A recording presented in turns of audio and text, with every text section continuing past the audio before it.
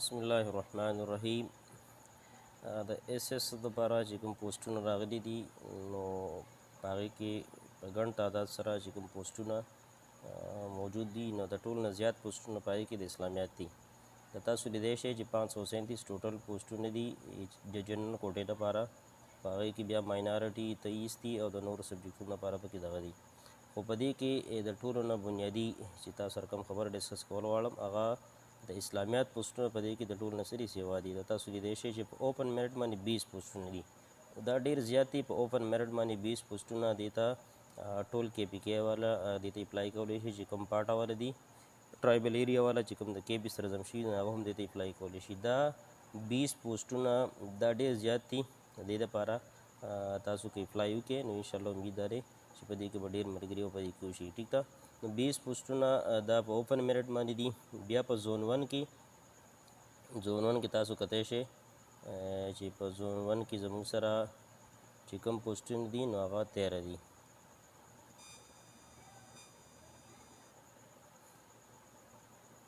سوري ویډیو کې لږ مسله وه.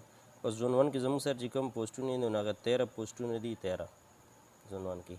زون 2 کې زموږ سره چې کوم پوسټونه دي هغه هم 13 دي. دا ښه کافي پوسټونه دي. او زون 3 کې زیات دي. د نورو زونو په نسبت 14 دي. زون 4 کې 11 دي او زون 5 کې زموږ سره په دې کې 10 پوسټونه دي. څومره دي؟ 10 پوسټونه. ټوټل زموږ سره 81 پوسټونه دي. 81 پوسټونه دي. دا صرف د اسلامیات لپاره دي. ته د اسلامیات ټول ملګري اپلای کولی شي. د اسلامیات لپاره ضروري څه دي نو دا تاسو وګورئ چې ایټلیسټ سیکنډ کلاس ماسټر ډیګري او 4 ایئر BS ډیګري. نو دا ده چې په دې کې که د چا سره ماسټر ډیګري ماسټر په اسلامیات کې کړی او یا په BSc په اسلامیات کې کړی نو هغه دې ته اپلای کولی شي. ټیک ده. صرف ماسټر ډیګري. البته بعض ملګري به دا تپوس کوي چې آیا عربیا والا ته اپلای کولی شي که اپلای نشي کولی. نو دا ده چې عربیا والا به د هغې ایکولنسي به جوړوي. نو د ایکولنسي جوړېدو نه وروسته به دغه ملګري بیا دې ته اپلای کولی شي. بیا به دې ته څه کولی شي دې ته اپلای کولی شي. ادروایز داسې ورته اپلای نشي کولی. د هغې چې کوم ایکولنسي دي چې سي نه به دې جوړه کړي نو هغه به دې بیا ورکړي. دې به بیا په هغې باندې اپلای کولی شي. ټیک ده. او دویم خبره پکې دا ده چې مدرسو نه مدارسو نه چې کوم ملګري فارغ نو اکثري د هغې میډ BEd نه یې کړی ودې سونو اکثریت ملګري خو پې پوهېږي خو بعضې ملګري داسې چې هغه په دې نه پوهېږي. نو دا ده چې د SS پوسټونو لپاره مخکې BEd لازمي و. بس د هغې لپاره BEd لازمي نه دی. تاسو کتی شئ چې کله سلیکشن وشي. د سلیکشن نه مطلب دا دی چې کله ته ټیسټ ورکړي او بیا ته په هغې کې په میرټ کې راشي انټرویو دې وشي سلیکشن دې وشي نو سلیکشن نه وروسته 9 میاشتې لازمي مینډیټري پروفیشنل ټریننګ دا لازمي ټریننګ دی چې دا بیا خامخا تاسو له درکوي. نو دا که تاسو اوس وګورئ نو غیر چاپېره چې کوم زموږ سره کوم سکولونه دي په هغې کې ATTT اسلامیات قاري یا CET یا نور چې کوم پوسټونه والے دي د هغې هم ټریننګ اوس شروع دی. په مختلف ځایونو کې د هغې ټریننګ شروع دی. نو دغه ټریننګ چې کم په هغې اندازه په کم انداز باندې هغې له ورکړي دغه ټریننګ به بیا دې کسان له هم وکړل کېږي خو چې د کوم کسانو څه وشي سلیکشن وشي. نو دا ده چې د اسلامیات د ملګرو لپاره د ټول KP نه چې څومره هم ملګري دي دې ته دې اپلای وکړي. ډېره ښه موقع ده.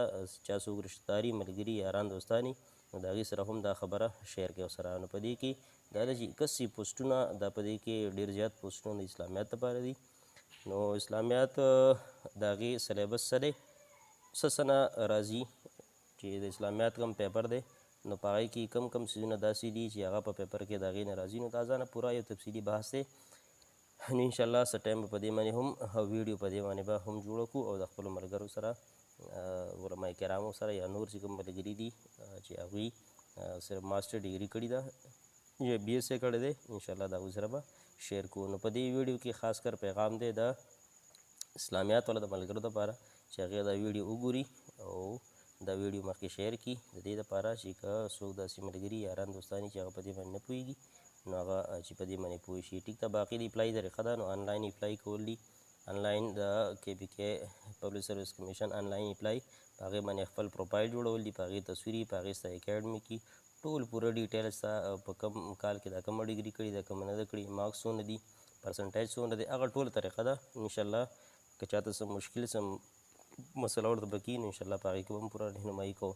او د هغې سره سره چې کله دغه پوره فارم او پروپرما پوره فیل شي چې کوم د دې کالمز دي هغه فیل شي نو د هغې نه وروسته د ایزي پیسه یا جس کیش په ذریعه باندې 500 روپۍ چې کوم دی هغه جمع کول دي. 130-28 روپۍ هغې ټیکس اخلي او 500 روپۍ ده نو 530-528 روپۍ د دې چې کوم اپلای ده هغه کول دي. نو د دې نه وروسته به بیا به د هغې تا ته یو میسج راشي، یو کوډ به راشي او د هغې په ذریعه باندې بیا ته اپلای کولی شي. ټیک ده. نو دا ستاسو مخې ته د اسلامیات چې کوم پوسټونه د نورو سبجیکټونه هم دي، په هغې باندې ما مخکې یو ویډیو جوړه کړې وه. نو دلته دا صرف اسلامیات ول دپاره دي.